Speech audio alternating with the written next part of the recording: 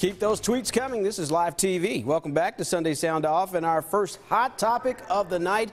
Are you confident Johnny Cueto will get the job done on Monday night? We'll start with Les. You've been in the box against some of the best. Do you think Cueto can follow up last week's performance? Well, if you'd asked me this a week ago, I would have definitely said no. But based on the incredible performance that he had last week, yeah, I think he is going to get it done. It could be a close game. It's going to depend on how the offense swings. But he's looking like when he does make a mistake now, he's unflappable. He's riding that confidence. He's hitting the corners. He's getting guys off speed. He's getting them off balance. So, yeah, I think he's going to do a great job getting it done. He just needs that offensive support.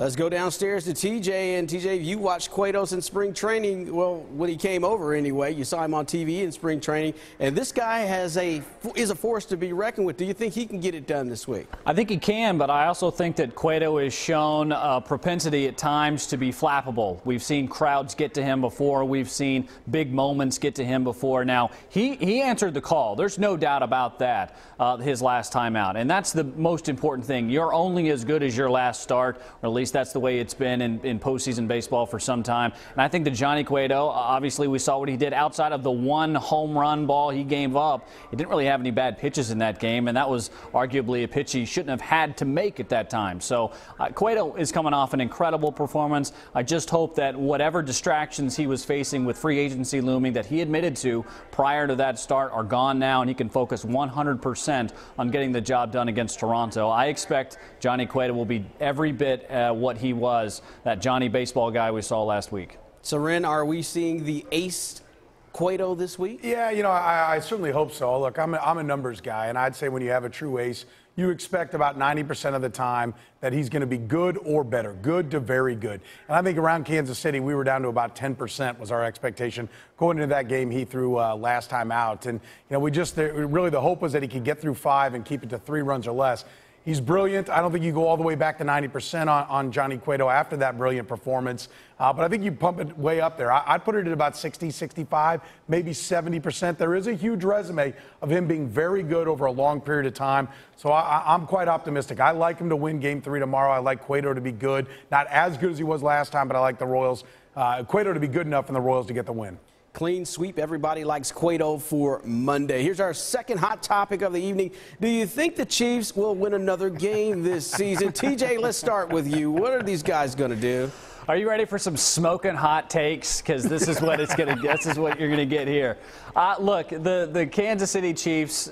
The more you lose, the dumber you sound. So it's not an enviable position to be in when your team's losing and you don't have any answers. Andy Reid doesn't have any answers right now. Alex Smith doesn't have any answers. You played the clips earlier from them trying to explain why the team is so terrible right now. They can't do it. You look for telltale signs. Is the season over with? That's essentially what the question is, right? You've got to figure out how to get something going, or else the season is done. I look for things like intelligent players in the locker room. How quickly do they give up? Jeremy Maclin said after the Bears game, what you see on the field is what they're doing in practice. And that is a huge red flag, and I think we saw a lot of the residue of that sentiment and that feeling today in their game. I don't expect much out of the remainder of the season unless it's somebody getting benched. Les, I don't know if we're halfway there, but the confidence level is probably down right now. Are these guys going to get back on the win column? Well, the numbers will tell you that there's a pretty good chance they'll win one more game, but I'm sitting there looking at the rest of their schedule through the season, and I'm looking for reasons as to how they're going to beat these teams the rest of the schedule. My son was even asking me today, who's the worst team in the NFL? And I said, wait until the Detroit game's over with, and we'll find out. Well, now that that's over with, and we know that the Chiefs are right there. So there's a pretty strong chance they'll win a game or two. There's also a pretty strong chance that that's all they're going to win. This is a dismal season, and I understand that Andy Reid's continuing to try to take the high road with integrity and say, hey, that's on me, that's on me. I think Chiefs fans are tired of hearing that anymore, because if it's on you, then you need to do a better job of coaching your team up and getting some wins on the board. So, Ren, is this season a wash? Oh, yeah, it's down the toilet. This team stinks. They're atrocious. And there's no way to put lipstick on this pig, which is what Andy Reid, unfortunately, is asked to do after every game. It's just not going to get better. Look, I think they'll fumble their way towards 6 wins. I think Andy Reid is still a good coach. I think there's a lot to like with this coaching staff. But they've got personnel problems, and I think what a lot of us thought was a very good roster isn't. There's a gaping hole at their nickel corner right now. They've got issues, obviously, with Jamal Charles going down. There's not enough wide receiver depth. They've got way too much dead cap room right now, with over $20 million being spent on players that aren't playing for them right now. And then the quarterback's way overpaid and not very good. I mean, right now, you pretty much line up NFL games. Who's got the better quarterback? That team should win. There aren't many times. In fact, I defy you to find the time that the Chiefs have the better quarterback. So, look, at 6 wins, maybe I'm being optimistic, but it's definitely a bad football team that needs to reboot. Well, we're getting a lot of reaction on Twitter right now. Here's a question from Cody. He says, do you think we need a new offensive line? Wow. I mean, the offensive line has had some problems, guys. Let's go to TJ. TJ, you think they need an offensive line? Yes. That's a short answer. Yes, they do need. They need all 5. Actually, Mitch Morse has done okay, but the rest of those guys they could probably replace. That O-line has struggled, Soren. What about it? Yeah, it's a problem. There's no doubt. It's not as bad as it looks, though. Look, Tom Brady had a makeshift offensive line going tonight on Sunday Night Football, and you can dump the ball. You can do things to avoid it. Look, their line needs to get better, no doubt. But their quarterback bails way too early. The bigger problem is the quarterback. You fix the quarterback, everything else goes in line. But sure, they need a better offensive line.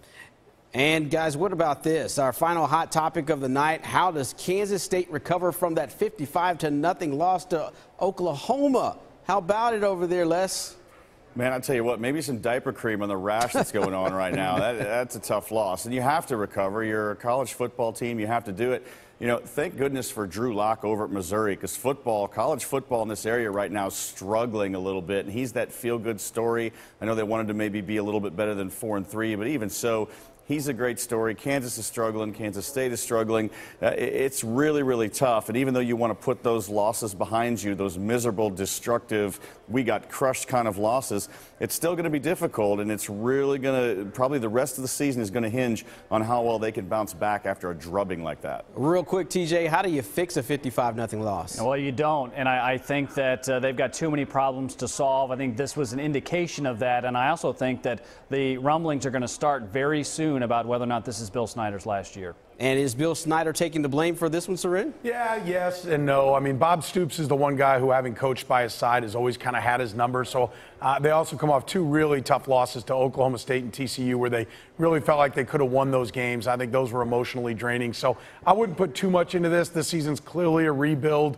Bill Snyder will work some miracles along the way. But I think K-State fans just need to understand what it is. And K-State needs to just continue to look through their personnel and figure out where they're going to be next year. All right, up next, we're going to get some final thoughts from the panel. It's their time to sound off on anything that's on their minds.